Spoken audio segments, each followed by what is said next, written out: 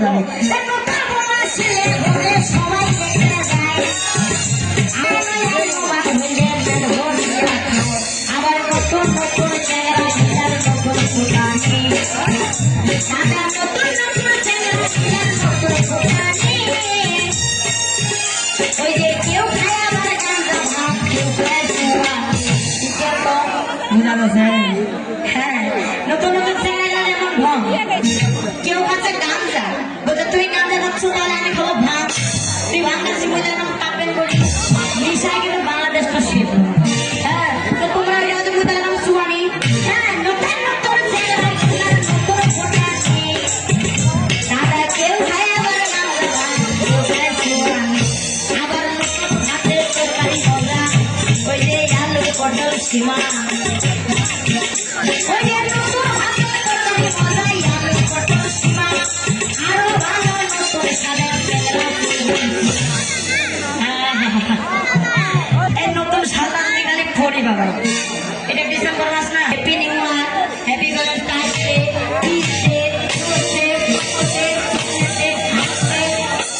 ডের কোনো শেষ নাই চেহারা সিঙ্গেল আর কি দিনটা হ্যাঁ এই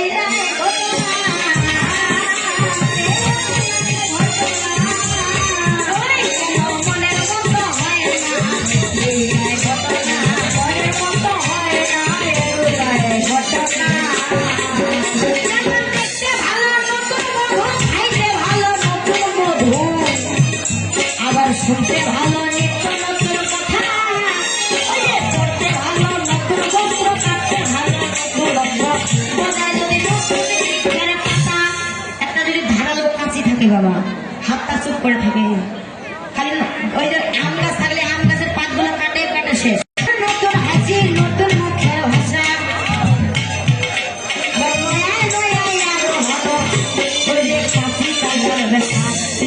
নতুন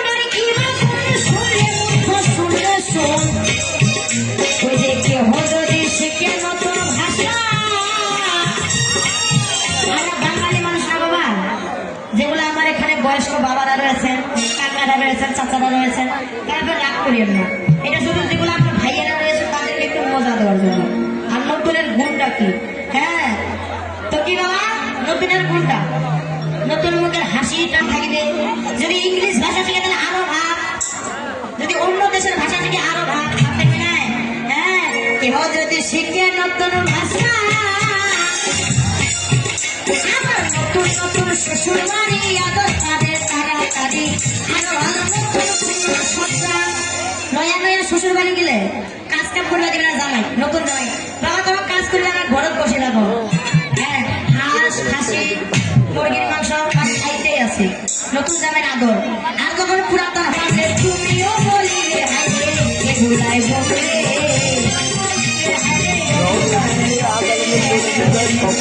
সকল সকল এরপরে সব মায়া মায়া ভালোবাসি একদম বাদ দিবা একবারে অন্য সাবজেক্টে চলে যাবা এগুলা গান এখন হবে না এখন সময়টা এমন একটা সময় সুন্দর হবে গান গাইবা যদি পারো বলেকে হ্যাঁ ওরে দেবর তুমি ওরে দেবর থেকো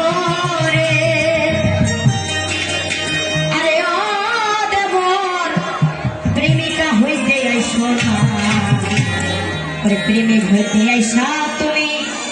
ধরা খাইও না অনেকেই বলে যে বৌদি আর দেবরের নামে ভালোবাসা লাগে লাগেও বাবা লাগে না লাগে তো সেই রকম তুমি ধরা খাইতে আসলো না তাহলে কলম করবে তোমার দাদাকে নিয়ে শুয়ে আছি একবারে হ্যাঁ দেবর তুমি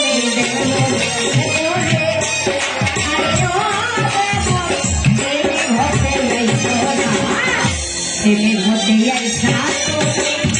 ধরা খাইও না দেবরে প্রেমের মধ্যে আইসা